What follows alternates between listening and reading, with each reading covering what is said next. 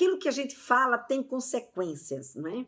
Então, tem uma história de uma mãe que ela chegou para mim e mandou, né, um direct para mim e colocou: Lena, eu queria que você me dissesse o que é que eu faço para minha filha de 13 anos parar de mentir para mim.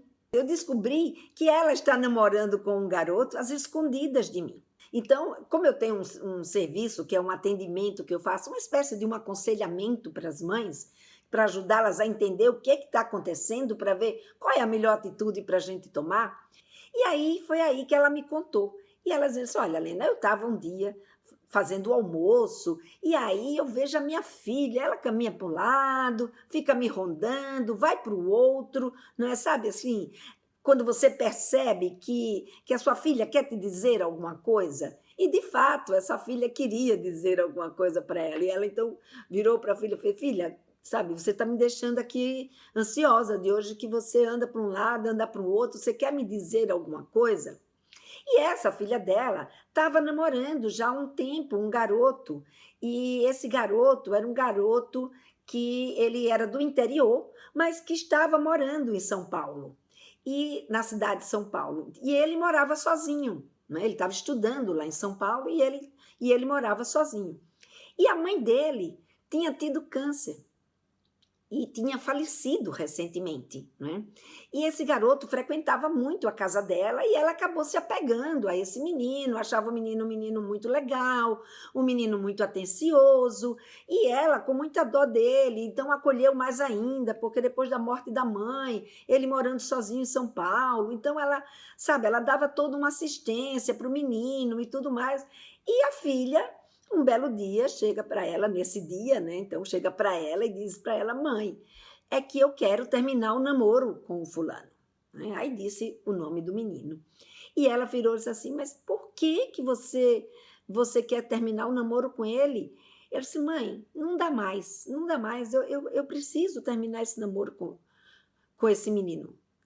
E aí, essa mãe, ela chegou e disse assim, mas como? Por que você quer terminar esse namoro logo agora, justamente nesse momento que, sabe, ele precisa tanto de você, sabe, nesse momento que você, sabe, que ele está tão sozinho, você quer acabar esse namoro? Ela chegou, e aí ela ficou sem graça, né? E a mãe veio, ela disse, Lena, aí eu peguei, despejei um monte de coisa nela, sabe? Despejei um monte de, sabe, de cobrança nela, né? E e ela, sabe, ficou sem saber como reagir diante dessa história e sumiu, né? Não me falou mais nada. Né? E aí eu fiquei assim pensando, né, o que estava acontecendo com a minha filha. E quando eu percebi, né, ela estava encantada, né, por um outro garoto. Ela estava encantada por um outro menino. E esse outro menino é, ela não conseguia falar comigo dessa história. E aí ela acabou, terminou de qualquer forma o namoro com esse rapaz e começou a namorar esse outro garoto escondido. Né? Então, veja, quando ela se colocou para essa mãe, dizendo por que ela queria acabar esse namoro com esse garoto, a mãe só ficou olhando para a necessidade do namorado que ela estava naquele momento, né?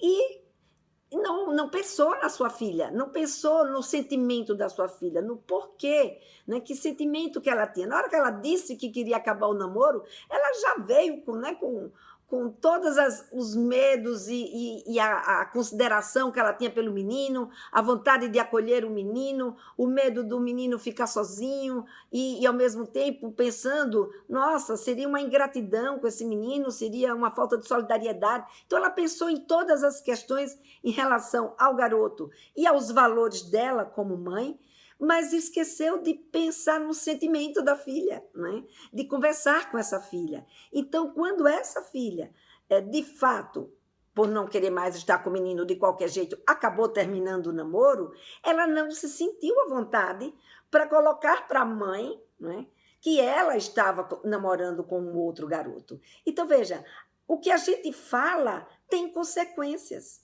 E a forma como a gente reage, aquilo vai ajudar ou ou atrapalhar, né, nessa nossa conversa com a nossa filha ou com o nosso filho.